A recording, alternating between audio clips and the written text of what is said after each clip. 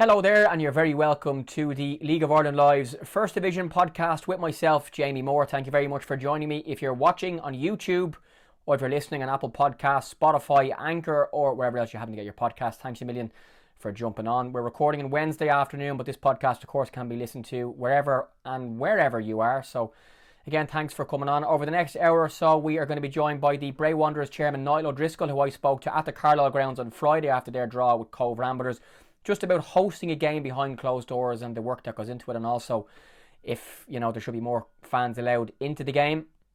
We'll hear as well in a few minutes' time from Tallaght Stadium on Sunday, the Shamrock Rovers 2 manager Aidan and Drogehda boss Tim Clancy after their draw. A thrilling game, red cards, substitutions, dramatic goals, and all that sort of stuff. So both the lads will join us. Droghda's Brandon Bermingham came on in the first half, scored an unbelievable 30-yarder to rescue a point in a 2-2 draw. Brandon will give us his interview, one of the first feature interviews he's ever done. He's just 18 years old, played for Pat's under-17s, played for Bowes 19s, and is also a Northern Ireland underage international and has played for the Irish international schools team as well. So Brandon will be along. And then we'll be off to Wexford to join Jack Doherty, of course, who played for Ipswich Town as a young man. He's been back in the league for a number of years now. Was with Longford at the start, but left during lockdown, signed for Wexford, scored a penalty in their 3-1 win over at Athlone Town at the weekend. So he'll be here too. So that's our guest list over the next hour. The results at the weekend, of course, the action was back on Friday. I was in the Carlisle grounds to watch Bray Wanderers draw 0-0 against Cobh. Wexford, as I mentioned, a 3-1 victory away to Athlone Town. It finished Galway United 0, Cabinteely 2. Those goals coming from Kevin Knight and Shane Barnes. Cabinteely, of course, top of the table. They've started the season with wins, and more wins. UCD and Longford Town drew a 0-0 at the UCD Bowl. And on Sunday afternoon, it finished Shamrock Rovers 2-2, Drogehda United 2. That's a hard one to say. Shamrock Rovers 2-2, Drogehda United 2. So it was 2-2 at Tallaght Stadium. Rovers went 2-0 up. Liam Scales header and then a Sean Callan header, both from brilliant Brandon Kavanagh corners. Mark Hughes was then sent off, probably correctly.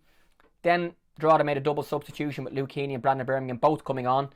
Luke Heaney was then injured by a tackle by Nudger, the Shamrock Rovers captain.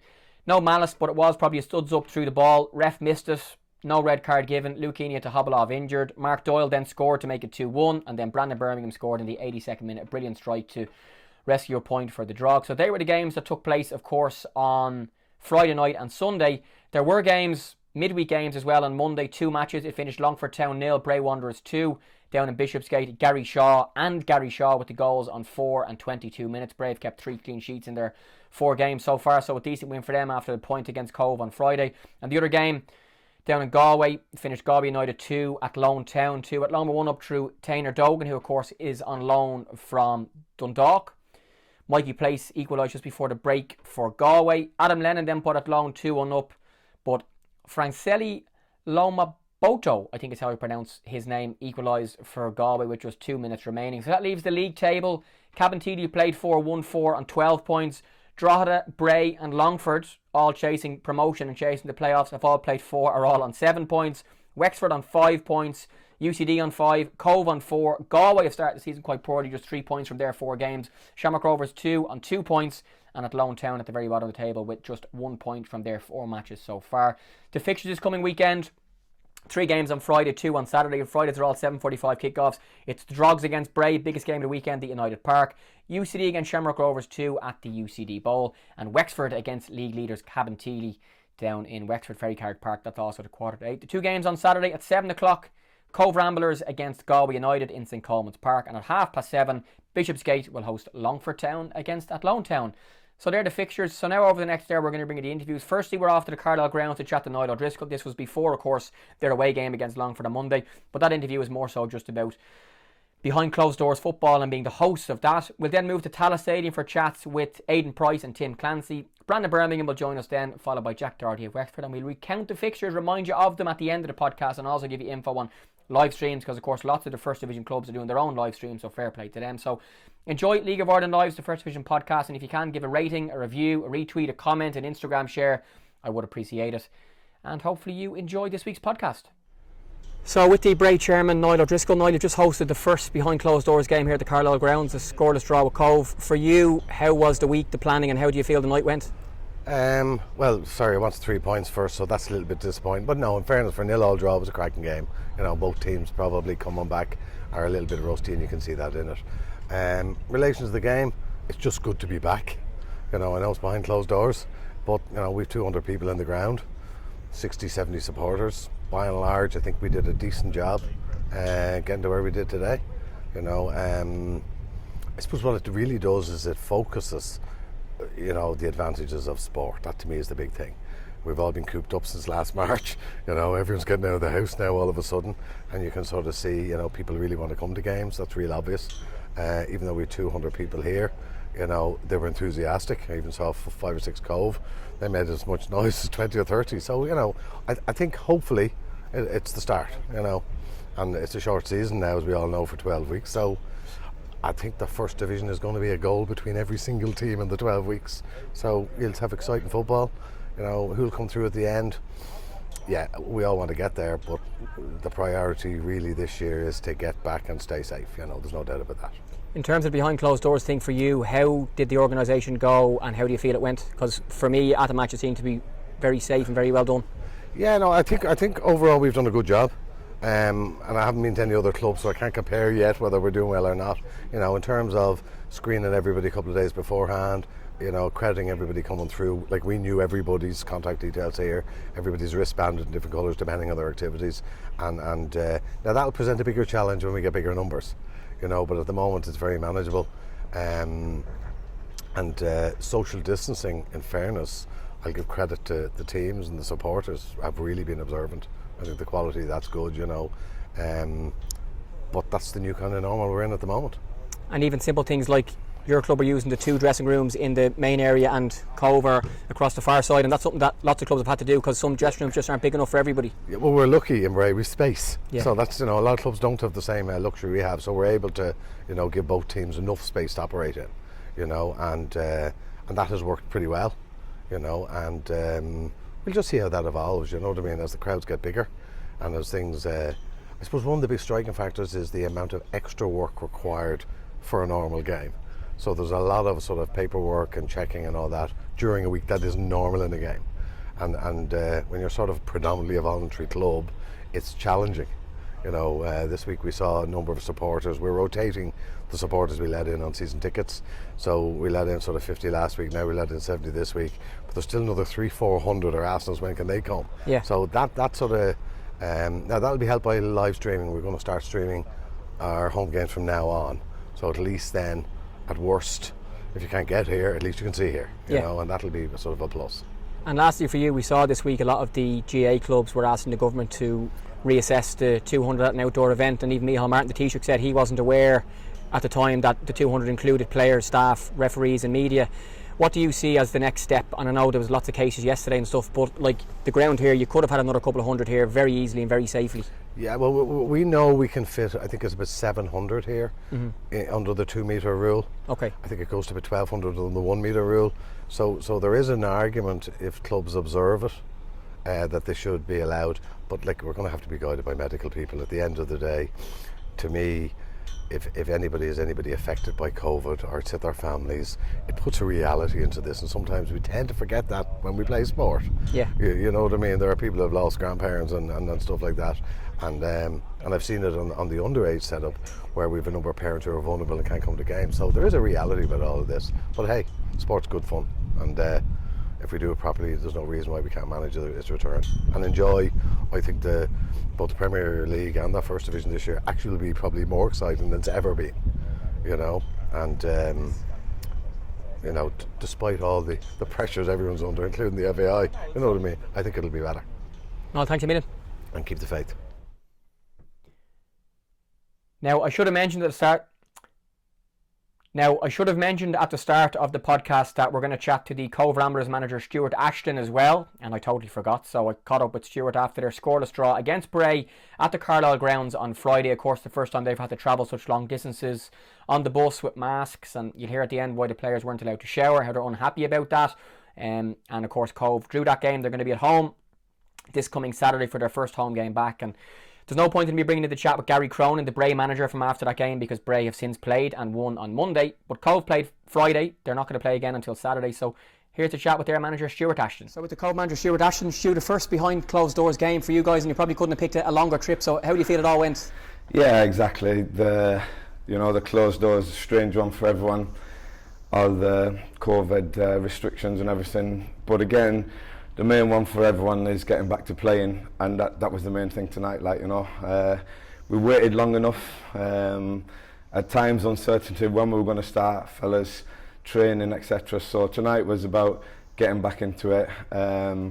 Everyone was in the same boat. They've waited so long, so it was basically start of the season again. So obviously the restrictions, no crowd, etc., makes it a bit more difficult for the boys. Obviously they want to play in front of the crowds and they love playing in front of the crowds. So look, we have to get used to that for the time being. Hopefully it won't be too long before we can get crowds back in for their own enjoyment as well. As we know, we need the fans in there. That's what they love. That's what we all love. We love the sport. So hopefully sooner rather than later that will change. Yeah, and even now we're still following the protocols. I'm standing outside, you're standing inside because it's raining. How did you find the whole day and the bus and the masks? And you guys had to use porta cabins on the other side of the car park because the restrooms here aren't big enough for both teams. Yeah, again, it's one, for us, especially on the bus, masks all the way up on the bus into the hotel beforehand, social distancing in there. It's the new norm, as everyone's calling it now. It's not nice, as we all know, but it's the way that we can get the game back at the minute and we can get the whole country up and running again, as it's so to speak. So look, we have to do that at the minute. It's not ideal for everyone, as you all stood in the rain and I'm in the dry here. But look, that's the way it is at the minute. And look, we get on with it for the good of the sport, and it's the thing we love best, playing the games as well. So look, that's what we all want to do, yeah. And after so long off, how did you find the game itself, the fitness levels of the players, and clearly a point on the road isn't a bad result? Yeah, exactly. You said it there, a point on the road, especially here in Bray. It's going to be a hard place for a lot of teams to come here and get something from. So from that point of view, it's a good one. Obviously, we'd have loved better. We thought towards the end we were probably a bit stronger than them, we felt. So as I said during the week, fairness to the lads, they've done the programmes that we've had out from. They've been dying to get the balls back, and which they did for the last couple of weeks. As I say, it's a kind of first game back being in the season. So two teams battling for the points, and I thought it was a good game in that sense. Really, it was competitive. I thought we had the better chances. I thought the goal, was ruled out harshly. We've got to look at the video on that one. He's done a overhead kick. Ball came back from a header, overhead kick. So whether he was offside then as he went onto it, we look at the videos. It hasn't been given, so it's a 0-0. And as I say, hard fought point, and a lot of teams will find it hard here. Yeah, first time I've ever seen a manager get a yellow card as well. I was tweeting, it's just absolutely bizarre that the referees just can't get on with it. Anyway, the less said the better. Last issue, back to action next weekend, back to St Colman's Park, and all round to go for a first home game. And I believe the club are going to stream the games. The great Trevor Welch is on commentary, and at least the fans who can't go can watch your team. Yeah, and that's the good thing at the minute. The FAI have got that going for the streaming for the fans, which is fabulous. We want them to be involved as much as they can. That you have the hardcore fans all over the country, so it's keeping them in tune with what's going on. Unfortunately, they can't be shouting at the pitch on us. They're shouting down the telly towards us. So look, we missed that. And again, first home game. We felt that we had a bit of a buzz around the place before the lockdown. Unfortunately, we can't get that back in there at the minute, but hopefully the fans will stick with us, and when they do come back, or whether they're allowed back, they'll come back and start supporting us again. As we said, the result here is a good one, so hopefully we can move on again next week and see what that brings us. Lastly, I meant to say to you before, I was talking to Ian Turner on my podcast this week, and he was saying for the trip home, players can't shower. It's a long 3 hours. Have you any idea the reasons for that? And you would think if they're asking people to wash their hands, that you could, instead of doing a bus for 3 hours, sweaty and whatever. Yeah, look, that's not a good point at the minute. The lads, as I said, they've been moaning about that all week. It's protocol, and whether we like it or not, we've got to follow that at the minute. As you say, you and me, you're in the rain here, I'm inside here. We understand why, but there's got to be something that can, every away team travelling, the lads have got soaked there for the last 15 minutes in the rain, and then they've just got a towel and they've got to get on a bus. So Look, that has to be looked at. I don't know what the solution is for that one at the minute. You know, hopefully someone can come up with that one, not just for us, but for everyone, personal hygiene, etc. Now I know we all have to be safe, as you say, wash hands, etc. So, look, that's one to be looked at. Stuart, thank you. Safe home. Perfect, thanks, Jim. So with Aidan Price, manager of Shamrock Rovers too. Aidan, for us in the press box, that was a very entertaining afternoon. How did you find it on the sideline? I thought I had a bit of everything in it. Good first game, obviously back for us against a really tough opposition. But thought we obviously started the game really well, got ourselves into a good lead, and the sending off we didn't react to it in the best way. Like, you know, we didn't move the ball quick enough probably, and we allowed them to keep their shape. So there's a lot of learning in it for us, and that's the big thing you take from today. Yeah, I know from managing against you over the years, you're a coach who places a lot of importance on set pieces, and to score one after 40 seconds from that brilliant Brandon Kavanagh corner and the Liam Scales header, I'm sure it was very pleasing for you. Yeah, it was great. I thought, like, obviously two really good set pieces, and the boys just go and attack them, and that's what we want. Like, you know, just get into areas. So it gives you a good foothold in the game. But I thought, you know, the chances that we missed again then in the second half, we hit the post and the crossbar. Would have probably killed the game off for them. It would have been difficult for Drogs to come back if it was 3-1. So there's a lot of disappointments, but there's also a lot of positives in it. Getting boys experience, and you can see some, you know, at times caught a little bit, but hopefully that'll stand to them, and it'll benefit them as we go on. Yeah, there's probably a mad spell in the middle of that first half when they had the player sent off. They made a couple of changes, and then Nudger possibly could have been sent off for the tackle, and apparently the fourth official was saying to the ref there's something in it, and the ref didn't see it and told Tim Clancy the same. Okay. It was a mad period, and then they scored, and it was like total chaos. Yeah, it felt like that on the sideline, like, you know. But, you know, look, you just have to adapt, and you have to reset yourselves and stuff like that. But I thought they kind of got a handle on the game then when they scored. So Liam Scales was excellent for us, defending and organising. So there was a real plus for us. We were under cosh against a really good team. Like, you know, albeit they had 10 men. It was a real positive opportunity for some of our boys to understand what League of Ireland and professional football is really about. So we take the positives and we work on some of the negatives. Yeah, how important is someone like Liam Scales to be able to jump down? He's only 21 or 22 himself, but he's the most experienced player in your group by a mile. Yeah. Liam is a top pro. Like, you know, all the boys are here. They wouldn't be here if they weren't. Like, you know, so in terms of attitude and application, all the lads that are with the first game, Liam, Sean, Brandon, Dean, Thomas, like, you know, so it's a really good group of boys that understand the importance of what this opportunity gives them and allows them to be ready. But I'm sure if anybody was coming here today, they'd come away talking about the application and attitude and leadership qualities of Liam Scales. Yeah, the last time we were here for a first division game was that mad match against Galway when your whole team, including you, had frostbite. I had frostbite in the stand, and I think some of the players on it seriously had to end up in hospital. Such a change now a couple of months later, but again, a new normal as a football manager with all the restrictions. How did you find all of that and trying to manage when the game is actually similar, but all the other stuff with the changing rooms and the masks and stuff is a little bit different for everyone? Yeah, no, I just think that as a society we've just adapted, haven't we? Like, and we've shown our capabilities to adapt, and it's the same within what we're doing at the moment. So I think once you're in it, you're coming back into a football environment. It's like Christmas Day for you, so you just want to get back in whatever way you can in a safe environment.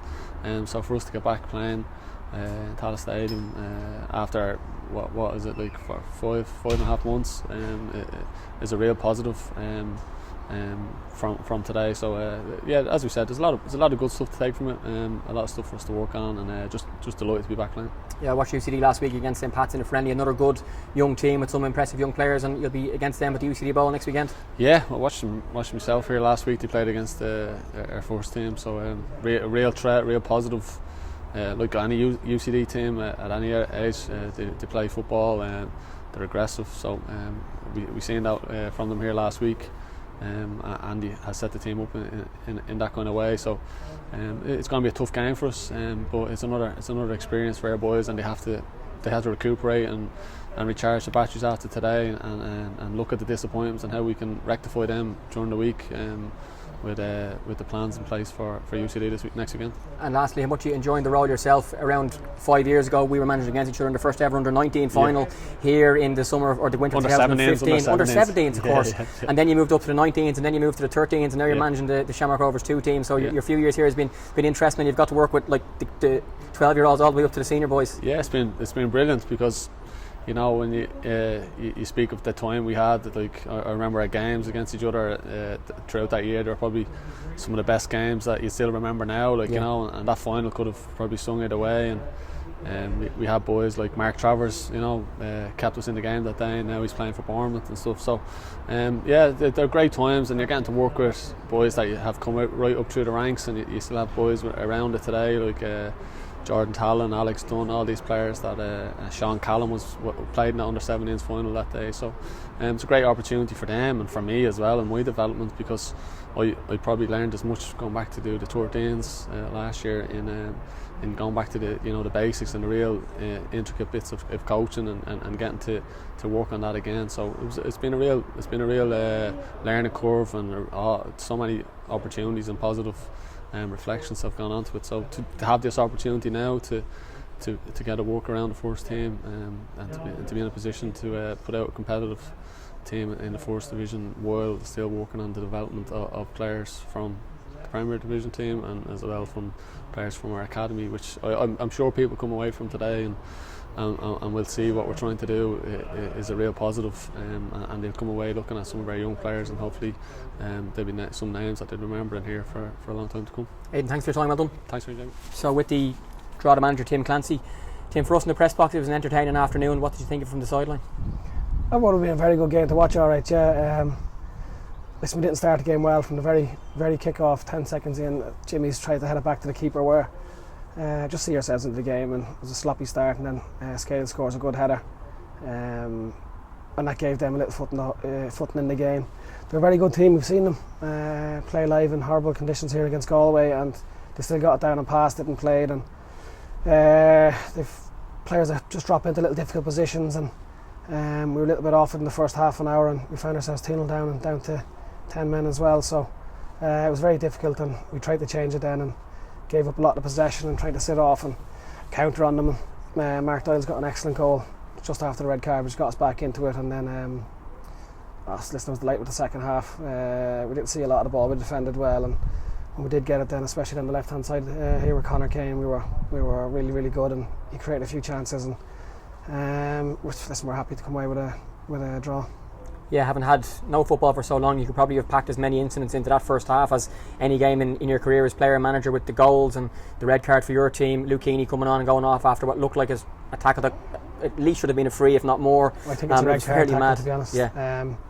I know, listen, the kid got the ball, it has nothing malicious in it, but he's gone with a straight leg, studs up onto the ball. He's not gone over the ball, but Luke's gone in fairly, and he's had to be taken off, stretchered off, or walked off.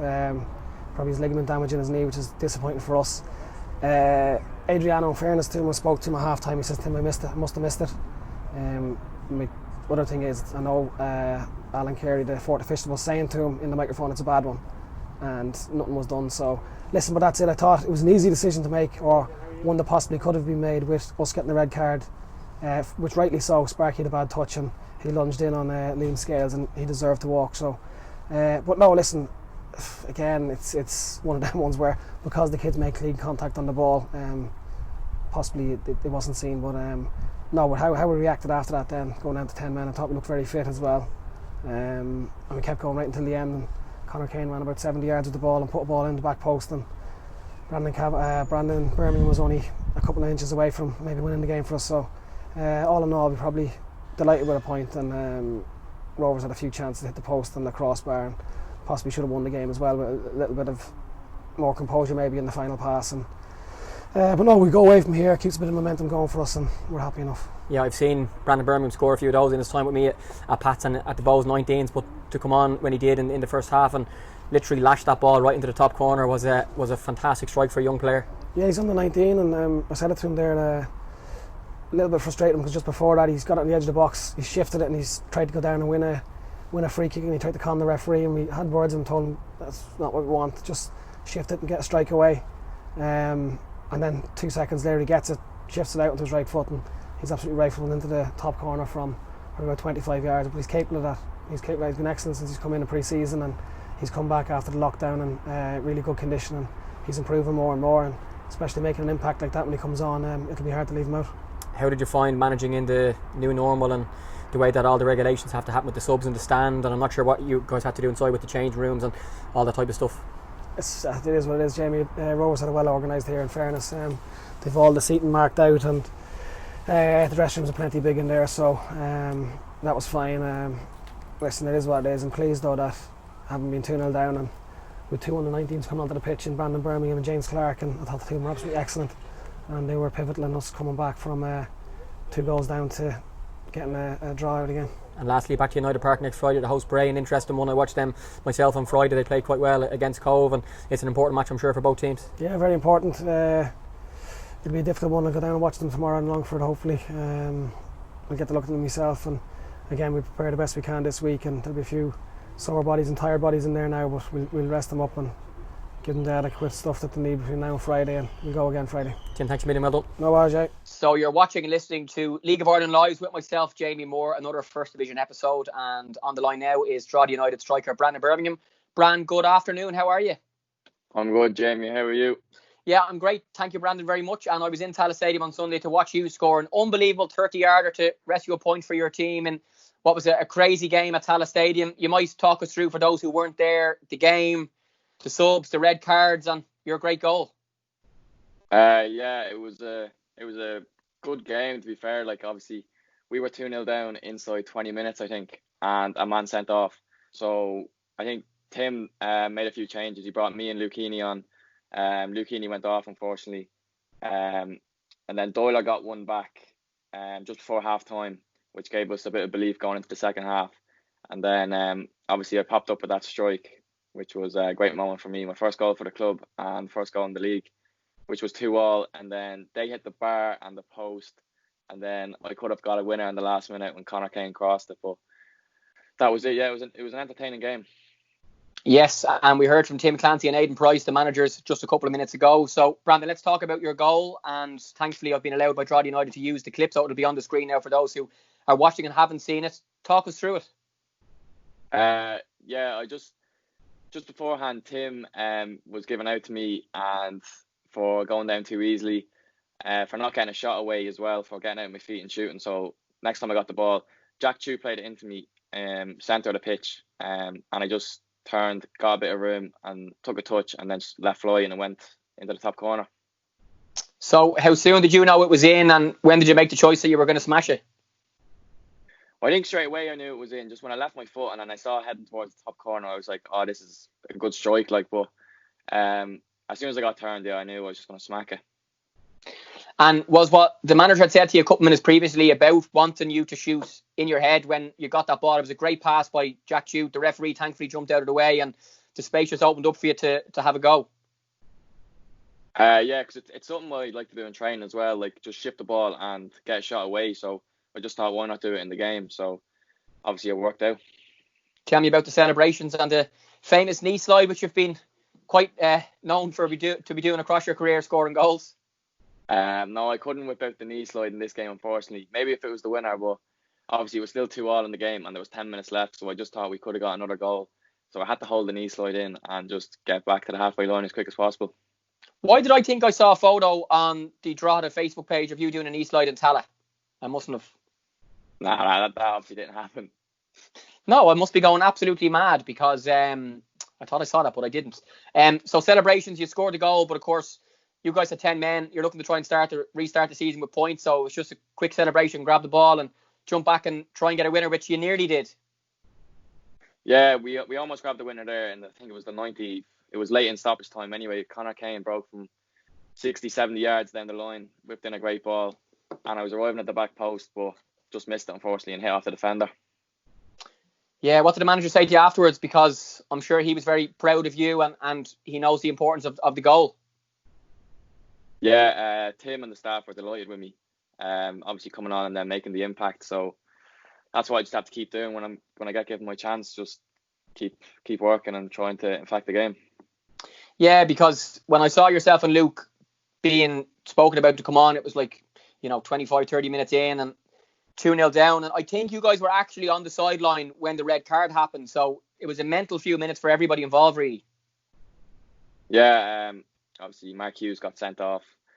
Probably, I actually didn't see it because I think me and Luke Heaney were warming up from like 10, 15 minutes in straight away. So I actually didn't see the red card, but it was a red card apparently. So yeah, it was crazy a few minutes. Like, so how did it feel to score your first goal? I sent your dad a WhatsApp to tell him you scored a brilliant goal. I think he was listening on the radio, and of course behind closed doors meant that your family couldn't actually be there to watch you score your first senior goal, which I'm sure is disappointing. But they've seen the video since, and I'm sure when you got home on Sunday evening, you were the main man in the house that night. Yeah, like all pre-season, I was my first goal for the club, and I was getting a bit of stick saying, "Oh, you haven't scored yet. And then that morning, I was just like, "Oh, I'm feeling it today." And luckily, I got the goal. But yeah, when I went home, I got texts from friends and family saying, "Well done on the first goal," and it kind of went mad on Instagram as well and on Facebook. So I was delighted with that. And how did you find the whole behind closed doors first league game? And I know you guys have played lots of friendly games, and everybody is used to the way things are now in football. And we had the news yesterday from the government that the crowds are going to stay at 200 for the next few weeks, including players and staff and media. So thankfully you guys got to play in probably what is the best stadium in the country. So you might just tell us how it worked for you guys, from the travel and the dressing rooms and the masks and the not being able to shower and all that type of stuff. Yeah, it's a strange one, but we're sort of used to it by now because the pre-season games that we had there against Pats and Dundalk, and yeah. So once you go into the ground, you get your temperature checked, all that stuff, and then obviously you're not allowed to shower after games. You're not allowed to sit beside each other when you're in the bench. Like, you have to sit 2 meters apart. So it's very strange, but listen, if we have to do it to play football, then we're obviously going to do it. Like. Yeah, and like the subs actually sitting in the stand as opposed to in the dugout, and the manager looking around to tell you to warm up, and you have to walk out the stand, warm up, and then get back into the stand, and just all very different. Yeah, like when a change needs to be made, Tim just looks back and then he's looking for the player when the player's not on the bench, and then the player could be off, whatever, on the toilet or whatever. So it's sort of strange, like, but yeah, it's just the new normal. Yeah, everyone getting used to it, and thankfully football is back, and touch wood, the virus numbers stay at a level where it can stay back. Brandon, for people watching and listening, you might just give us a background into, your path to Drogheda before we talk about your time at Drogheda. And you were also nominated recently for the International Schools Player of the Year too. As people might know, I managed you at Pat 17s, but before that and through Pats and Bows, your path to Drogheda, how has your career gone over the last few years? Yeah, I obviously started more at Drogheda Boys, which is like my local club. Enjoyed my time there. Then I went to Kevin's when I was about 15. Enjoyed my time there as well. That was great for me. And then obviously I went to Pats with you. Quite a few years there. Enjoyed it. Pats, and then Bows 19s, went there, played UEFA Youth League, which was a big step and a big moment for me as well. That's one I'd remember. Had a good time there. And then I'm at Drogheda now, so that's my local club, and I really enjoy playing for the club. Yeah, and you're born in 2001, so you're still actually eligible to play under 19s for one more season, and you did really well with Pat, you did really well at Bows. So talk to me about the decision of signing for Drogheda, and I suppose the ambition of you to play senior football when you were still eligible to play underage. Yeah, last year, like when I was with Bows, I always had like an eye out for the Drogheda games, obviously, when they were pushing for promotion and up in Finn Harps. Like I was always watching out for the results and that. And then at Bows, first team was a bit hit and miss. Like I wasn't really getting a chance that I thought I deserved, but that's football. But yeah, I finished up with Bows, enjoyed my time there, and then Tim offered me the chance to sign for Drogheda. And then first team came, and then it's fantastic. Like I'm enjoying every minute of it, the training, the matches, and yeah, it's great. And how have you found being in a senior environment for probably almost 6 months now? You would have been back in for pre-season in January, and the squad in Drogheda has young players, but it also has a good number of senior players in the group to learn from, and I suppose the little bits that maybe you could do in training with the underage clubs you've been at, probably won't be accepted by senior pros at senior level. Yeah, first team obviously it's a lot sharper, and it's more discipline as well. You have to be more like, even if you're late by 5 minutes or whatever, like for instance, I would use Shawnee Brennan or Del Prendergast as an example. Like, they'd be on to you about time and all that. Whether if you're at 19s, like, it's more the manager that'll be on to you. So the players are basically the managers as well. Like, when you look at the more experienced players, like, everyone's more like, yeah, it's a different, but it's like, it's quicker and it's faster, and it's like, you just have to get used to it. But once you get used to it, it's like very enjoyable. Yeah, I understand what you're saying about the senior players, and that they try to have, certain standards, and if the senior ones have those standards, well, then the younger ones have to follow, and if they don't, it sometimes isn't down to the manager or the assistant manager to have a word with you. One of the players will actually do it themselves. Yeah, like, a draw that, like, it would be Shawnee Brennan or Del Prendergast, the more experienced lads that would have a word with you. Like, if you weren't pulling your weight in training, or I don't know, if you're wearing the wrong gear, any stuff that's not really like acceptable at the club, like, they'd more have the word with you than Tim, for instance. Like, and the training itself and the pre-season, the initial pre-season when there was no virus, and then the mini pre-season when you've been back, and like the standard of training and the tempo, and even things like the physicality of it, like if you're coming up against Huey Douglas or you're coming up against Jack Jude or someone like that in training, like those type of things, I'm sure have really made you become, even in 6 months, a better player. Yeah, playing against men, it's obviously more like it's more like competitive, and you have to be like on your game as well. Like, there's no like, you won't get like away with certain stuff, and you have to, obviously the gym comes into to it massively, I think. Yeah, it's more like, it's just playing against men. I think it's just more beneficial as well for me, I think. And as a player who likes to express himself and likes to try things and stuff, have you still been able to be that player, and have you had to change certain aspects of it? And I know Tim quite well. He is a manager who does allow and want his attacking players, yourself, Chris Doyle, or Chris Lyne, should I say, Mark Doyle, etc., Stephen Meany, that if you do try something that might work, he's not going to absolutely eat the head off you. But at the same time, you do probably have to make, some choices at senior level that maybe you wouldn't make at underage level.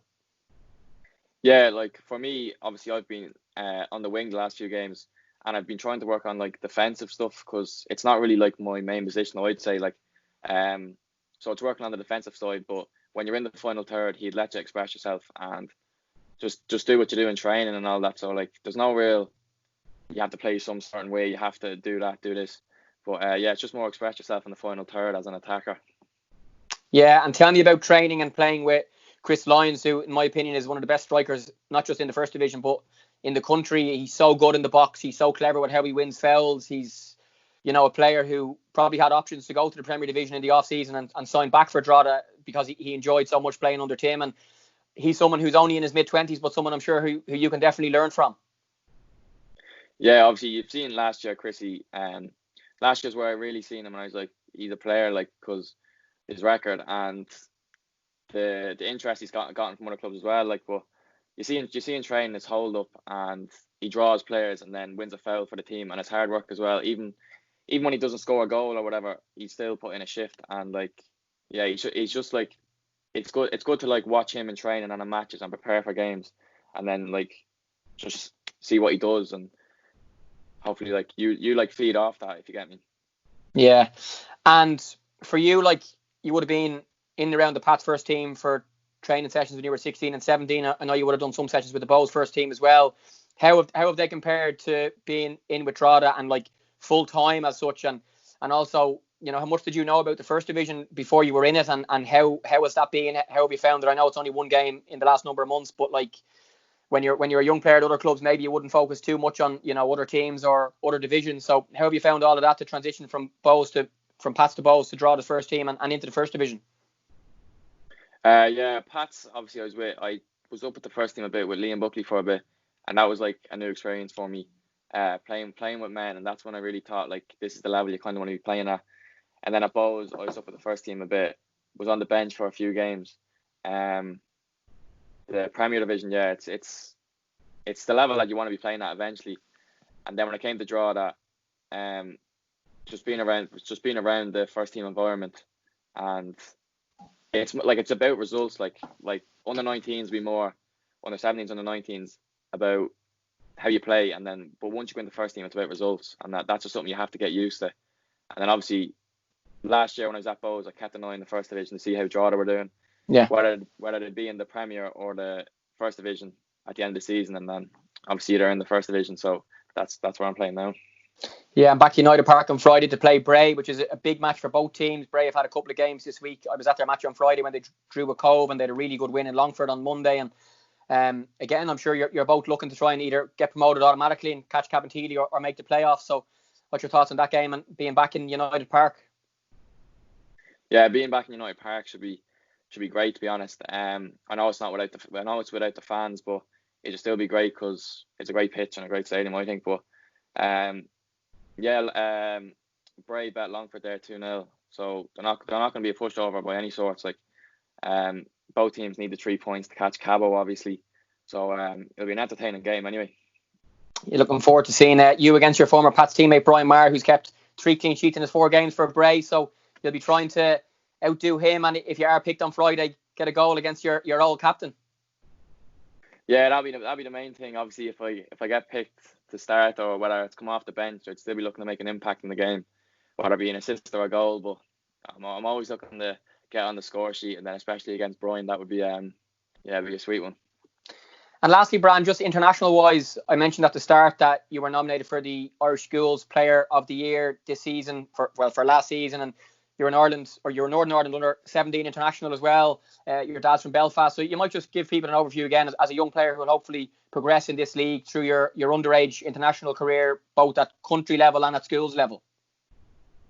Yeah, the Ireland Schools was great for me last year. Obviously, we played a tournament against Scotland, England, Wales, Northern Ireland, and we had a friendly against Australia as well just before that.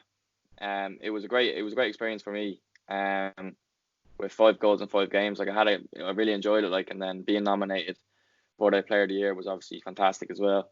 And then previous to that, I've represented Northern Ireland at under 16s and 17s, played in the Euros under 17 qualifiers.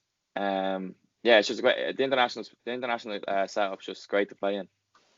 And you're 18 still? Yeah, 18 still. 19 in December. So school done? Yeah. So what's the plan? You're going to go to college? You're going to do FOSS? You're going to just play football and live in the gym, or what's the plan? I'm looking to start FOSS in September up in Dundalk. Okay, good. Hopefully that'll start. Yeah. I think it will. And that'll give you a chance to be a really full-time footballer, where you're going to have so many sessions, so many opportunities to be in the gym and to work on bits, which I know lots of people say that, the FOSS courses. I think Matt Doherty this week, gave something like 15 grand to the FOSS and Cabra to buy GPS and cameras, and he spoke out how important it was for his development. So that'll be great come September to have that plus Drogheda. Yeah, that's it. Full-time football, obviously, like it's every lad's dream, like to play full-time football, and obviously you get the gym in it as well. So it's good as well, because if you're with the first team as well, and then obviously Drogheda. So I'm looking forward to it. You'll be a tired boy with about 8 sessions a week and games and everything. Get coffee and you'll be grand. Great stuff. Brandon Bermingham, thanks a million for coming on. Well done on the goal on Sunday. It was Sunday, wasn't it? Yeah. Yeah, sorry. I was at game Friday, Saturday, Sunday, Monday, and you're trying to, because normally it's always Friday or Saturday, so you're trying to remember when the goals were. So great stuff. Congrats again. Good luck on Friday, and we'll speak to you soon. Cheers, Jamie. Take care.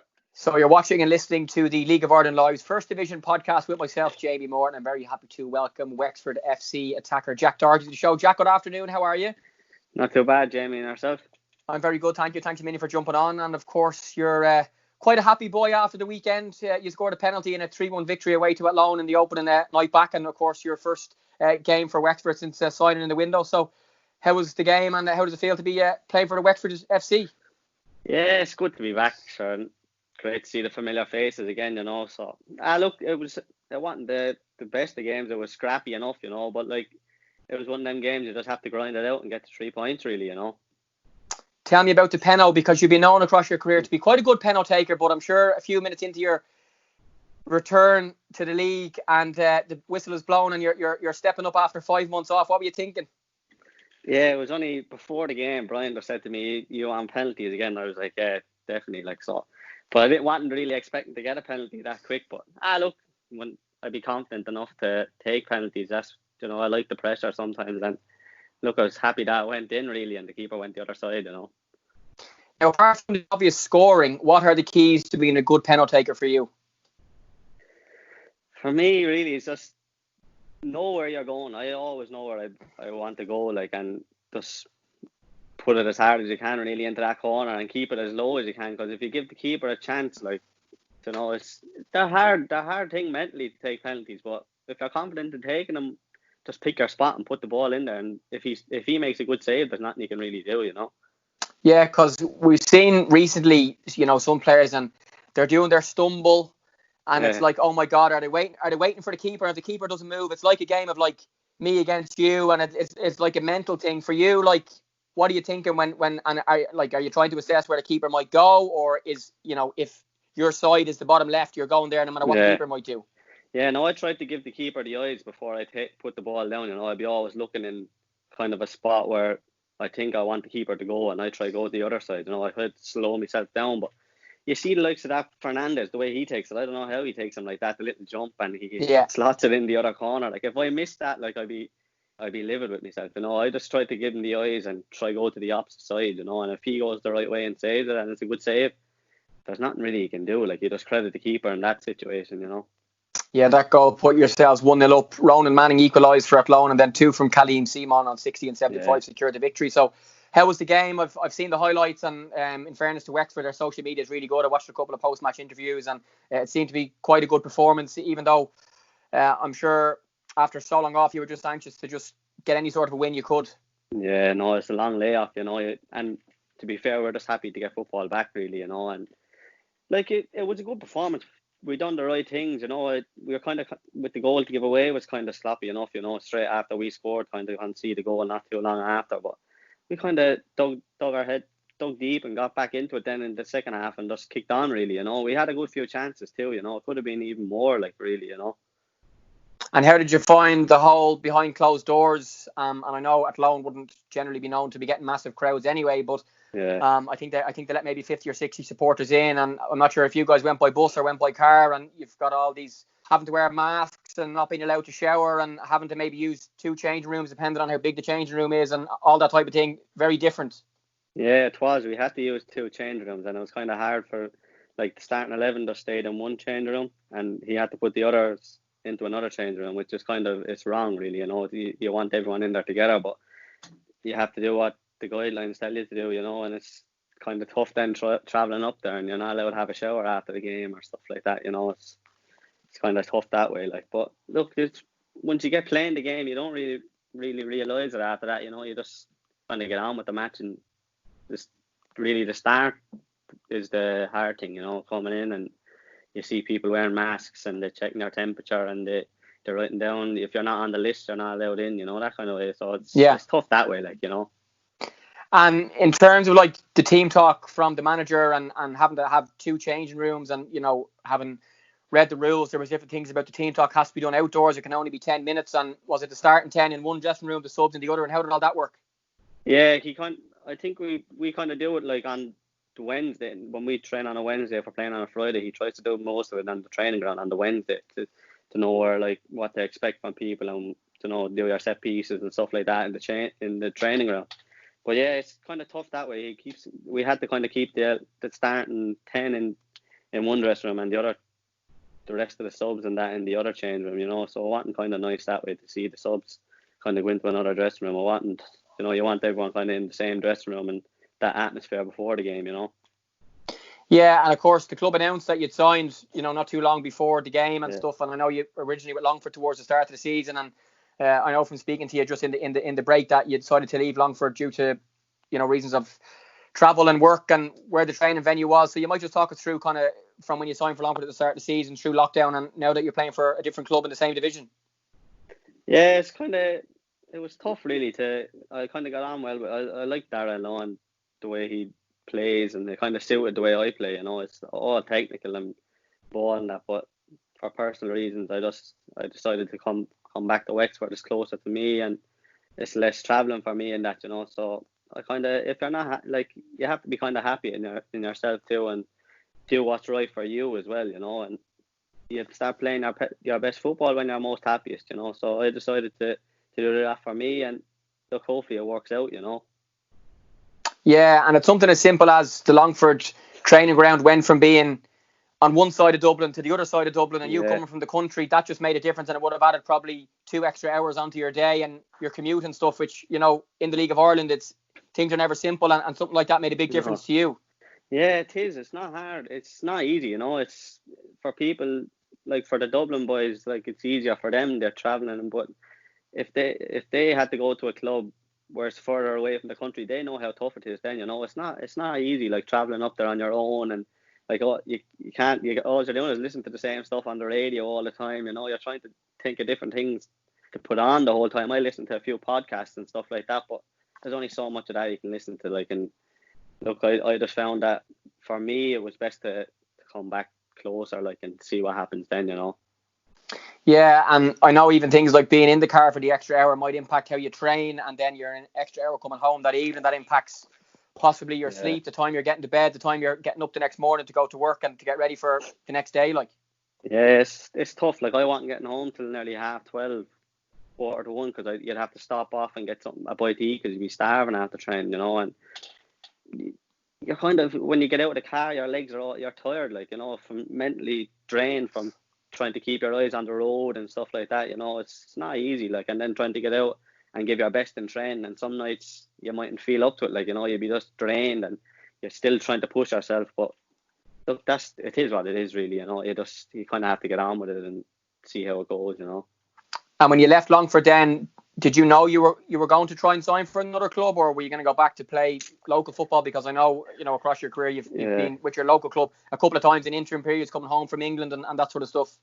Yeah, I wasn't really thinking about things, to be honest. The lockdown came and I just said, look, I wasn't really thinking about playing like football, to be honest. I was just trying to keep myself fit, and which I did over the lockdown. I kept myself ticking over, doing PTs on Zoom and stuff like that, like, and I kind of just been around the missus the whole time and stuff like that, you know. You're trying to just enjoy it, like, and so the lockdown did give me that bit of a buzz to kind of, because I kept myself fit over the lockdown. So come the end of it, I was kind of itching myself to get back, and then obviously Brian called me, and then I said, look, I'll take a go and see what happens, you know, because I know Brian the way he is, and he got the best out of me when I was down there the last time, you know. So look, see what happens and see how I get on, you know. Yeah, and the majority of League of Ireland footballers were doing Zooms nearly every day with the club, and they had gym programs and home gym programs, and they had to do X number of runs per week, and they were all being tracked and stuff. For you, that was different because you'd left Longford and you weren't with Wexford. So how did you mentally push yourself to make sure that you were keeping fit at the time, maybe when you didn't know he even wanted to continue to play? Yeah, I know it was tough, kind of, but like, I had the missus there, her boyfriend and her sister, like, so I have Robbie Egan, he's out in the States, and he done his Zooms, but it was kind of like 11 o'clock in his time, so it was 7 over at our time, and we done it every day, like, and sometimes there'd be lads up in Dublin would do a few on Instagram and that. We used to do nearly 2 a day sometimes, and then go off for runs other days. So I kind of, once I started doing one or two and every week, I'd just stay doing it, and then I'm still doing them now, like, to this day. I still do them, like, when on a Monday and Tuesday, I still do them because it's the start of the week, and then throughout the end of the week I kind of take a break because the match on the weekend, you know. But I love doing them, like, it's something to keep yourself mentally occupied and stuff like that. So it's just something I like to do, and now I still do them, as I said, you know. I enjoy it, like. Yeah, and for those who are listening to this podcast as opposed to watching, Jack is in a nice Under Armour golf gear. We were chatting about his love for golf, like myself. I think you could be better than me, but that's been something that's been quite good for you, especially since the golf course is open. And everybody was just looking forward to trying to do something away from being locked up. And you've been back on the course whacking a few balls. Yeah, trying to keep myself going, and you know, it's hard. Before the lockdown, I was trying to get back into it again, and then they said you can't go up to the golf courses anymore. I was bullying that kind of way. But like, look, I'm happy to get back up there. You enjoy getting around. Obviously, when you're playing all right, it's good. But when you start hitting a few bad balls, you're thinking, oh, I'm brutal again, you know. But you'll be watching the boys on the telly, and they'd be hitting bad balls. You're thinking you're as good as them, and you're nowhere near it, like, you know. But look, it's enjoyable to go out with your friends, and we have a little bet, like, against each other, like, who probably do 5 for the first 9 and then 5 for the second 9, and it's basically 10 or a man, like, and it's good crack, you know what I mean. So it's enjoyable, like. What are you playing off? I'm off 9 now at the minute, but I'm not playing to a 9. I'm not playing at to a 9. Like I was off 12 last year, and I won a few tournaments up in my local club, and I got cut like big. They cut me massive, so it's hard to kind of keep playing off that, you know, and you're not playing regularly. But look, I'll try to get back to playing to that handicap again, you know, and see what happens. Yeah, well, off 9 you're definitely good, because my best mate's off 11, and I'm only starting, and I'm not a member anywhere. I like to play a few different places around, so my given handicap is 28, which is the highest you can have, and I played to that. But last week I beat him, and we were playing again. We did €3 front 9, €3 back 9, and €4 overall, so it was a tenner again. And obviously, if he's off 11 and I'm off 28, that gives me 16, 17 shots on him. Yeah, so like you would expect. And I beat him, and I was so happy, and we went for a pint that evening, and I couldn't get enough of that, how I'd won. And he was like, "You're off 28, I'm off 11. So if you can't beat me with getting 16, 17 shots." But I suppose that's the point of the handicap system. Yeah, that's what it's about, you know. A few of the lads that I play with they'd be kind of, one of them is playing off 5 and the other's off 7, and then there's a few of us around the similar, like, so. But the extra few shots do help, like, you know, even in competitions. That's why, like, the local stable for competitions that are good, because they play off our handicap, you know. But look, it's kind of, when we play together, we don't really take the handicap into consideration, you know. We just play who wins the whole, like that kind of way. So, but in competitions, it makes a big help, because it's not fair for a fella that's playing off 18 and another fella that's playing off like 2 or 1. Like, you know, he's obviously the way better golfer, but it kind of evens it out with the handicap. So it's a good system, like, really. Yeah, great hobby, and something that a lot of footballers like to do, whether they be football coaches or football players. And Jack, just lastly on the football, you're born 94, correct? Yeah, so the same age. My dad would have managed teams against your age group for years. In Belvedere, the team that had Sean Cavan, Keelan Dillon, Pierce Sweeney, Darrell Lennon at Blackburn, really good age group. And like a lot of players, you had the chance to go to the UK. You went over to Ipswich when you were a little bit younger, and I know you've been back, and as I said, you played for a couple of League of Ireland clubs. You played for your local club, Carrick United, as well. You might just give us a background into your football life from kind of when you started to realise as a teenager that you were a good footballer, played for Ireland underage, moved to the UK, and then have been back for a good few years now.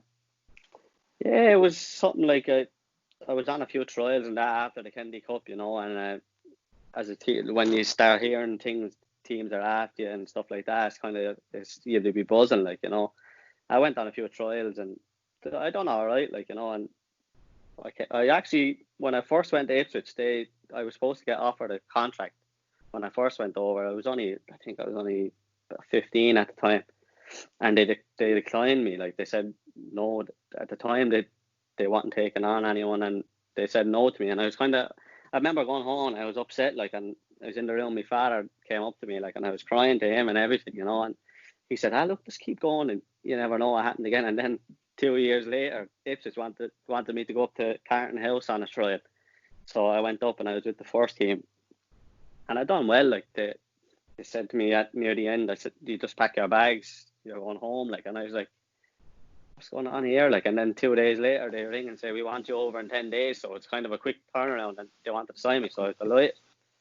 But then when you get over it, you start doing well, and I done well the first 3 months I was there. We played against the FAI 11, 18 that came over. Alan Reynolds was over him, and I think Ryan Manning and them were playing, and we played them in the training ground, and we done quite well. We bet them, like, and I done well in that game. And McCarthy called me after it and said that he wanted me to go. It was pre-season at the time. He wanted me to go to play with the first team in a pre-season game 2 days later, but we trained the next day, and I picked up an ankle injury then, and I was out for 4 months and stuck in the physio room every day. You know, it's depressing, like, and I was starting to feel upset, like, and I wasn't enjoying it, like, you know. I was ringing my father every day, and I'd be crying down the phone. I said, "I'm not happy here," you know, and he was like, "How could you be not happy? Like, you're over in England, you know." But it's tough when you're young and you're away, and like, when you get over there, you're basically have to. I was young enough going over, and you have to grow up fairly quick, like, and I found it tough, like, at the start, you know. Like, for any young fella that's looking to go over, or they have options to go, I'd say they should think about it and give more time over here to develop yourself more. Like, when you're going over so young, it's tough for players too, mentally, like, you know. They should give the league over here. You could be 20 and teams will still want you, like, you know. It's not, you don't have to go over when you're so young, like, you know. But no, it was something that I gave it a go, and I don't regret anything that I done. I probably should have sticked it out over there, but I came back on loan then, and I kind of just got the love for staying at home. I was kind of a home bird anyway, and I was doing all right back here, and I just said, look, I'll stay here. I met Mick McCarthy up in Carton House the next year when they came back for pre-season, and we decided that I'd stay here, and they paid out the rest of my contract, and I just stayed here then. Yeah, that's you've summed it up so well, and kind of the highs and the lows, and the little injury before playing for the first team the next day, and all those things. And since you've come back, you've split your time across that loan at Waterford, and then you spent time at Limerick, back to Waterford, Longford, a little bit of time with Carrick, and Wexford, Longford, Wexford again. So you've kind of had 3 or 4 different clubs. How have you found being back, and what are you doing as well away from football, if anything, to keep yourself ticking over? Yeah, I enjoy being back. It's something that, look, you just have to take everything as it comes, really. I've been doing. I'm actually helping out one of the local lads here, Trevor Casey. He's doing that covert coaching, another one. Covert coaching. Yes. I went last week for the first time with him, and I actually enjoyed it. And it's something that I'm going to keep doing now. He asked me, did I want to stay with it and keep going? And it's good to see the young little lads, coming in. They're only some of them are 6 and others are 13, so they kind of split them out. And it's good to get them using their both feet and stuff like that. So I'm going to stick at that for a little while and see how I get on with it. He's not pushing me. He's the one that's taking all the coaching side of it and the whole groups. But I'd be kind of stuck with the smaller lads and kind of help them use their both feet. And last week they were kind of showing them how to drop shoulder to go on one side and go on the other side. But it was enjoyable. So I'm going to stick at that. And it's every Thursday, Saturday. So it'll keep me occupied, and if I enjoy that, I'll do more. You know what I mean? So that's really what I've been doing at the minute, helping out him and stuff like that. It's been enjoyable. It's a different side of it as well. You're seeing where the coaches are coming from as well. Yeah, and of course you're a lad who likes to drop a shoulder yourself on the pitch. So nice to show the little kids how to do those skills, and you'll be trying to show them off on Friday when you welcome the league leaders, Cabinteely to Ferry Carrick. They've started the season so well, a surprise package of the league again, even though they've done well the last couple of seasons. And I know from listening to your captain Dan Tobin on the Wexford Twitter the other day, he was saying you guys are aiming for playoffs, and Cabinteely are top dogs at the moment. So what's the thoughts on that game and the first home game back in Ferry Carrick for Wexford for quite a while? Yeah, it's going to be a tough game. When I was at Longford last year, they bet us in the playoffs to play Drogheda. So I know what to expect of them. They're a tough side. Pat have them well drilled, they're organised too, But look, that's our aim. Anyone's aim now is to try get, because there's an extra position now to try get the playoffs, and I can't see why we can't. If we keep going the way we're going and hopefully pick up a few points again the weekend, we're at home. I'd be confident in going out and seeing can we get a result. That every team can beat each other in this league. You see the other night, Bray beat Longford up in Longford.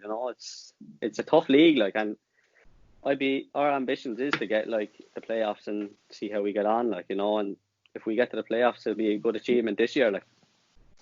Great stuff, Jack Doherty. Thanks a million for coming on. Very engaging and interesting. Enjoy the game on Friday. Best of luck, and of course back now to practice a bit of golf in the Wednesday afternoon sunshine. Cheers, Jamie. Thanks a million. So that is it for League of Ireland Lives, our First Division podcast with myself, Jamie Moore. Thank you very much for joining me, and to all of our guests. We heard from Niall O'Driscoll, Tim Clancy, Aidan Price, Brandon Bermingham and Jack Doherty. If you listen to the podcast, you want to watch all the interviews we've done either in person or on Skype video, just search League of Ireland Lives Jamie Moore on YouTube. And again, any podcast ratings, reviews, shares, retweets would be massively appreciated. The fixtures again this weekend on Friday, 3 games, 7:45 kickoffs for Drogehda against Bray, UCD against Shamrock Rovers 2 and Wexford against Cabinteely. And 2 games on Saturday, it's Cobh against Galway at 7 o'clock, and at 7:30, the last game of the weekend, sees Longford Town host Athlone Town. And lots of the First Division clubs, folks, are doing their own live streams. So as opposed to me giving you which ones are doing which, the best thing to do is find the club that you want to watch on Twitter or Instagram or Facebook, and the information will be there. Some are doing it on Facebook Live, some are doing it on YouTube, some are doing it via Periscope on Twitter. So yeah, just find the club, or if you want to watch any games, just search them up on Twitter. Great stuff that the clubs are taking it upon themselves to do their own streaming, because of course the package for the league is only with the Premier Division, even though the First Division clubs are getting some money, so I don't think they can charge for their stream. So lots going on there, but yeah, great stuff that the clubs are going to do their stream. So find them all on Twitter, Facebook, Instagram. If you want to follow me, I'm at Jamie Moore Sport on Twitter, and it's Jamie__Moore1 on Instagram. You'll find the YouTube channel and the podcast wherever you get them as well. And thanks for joining me. Enjoy the weekend.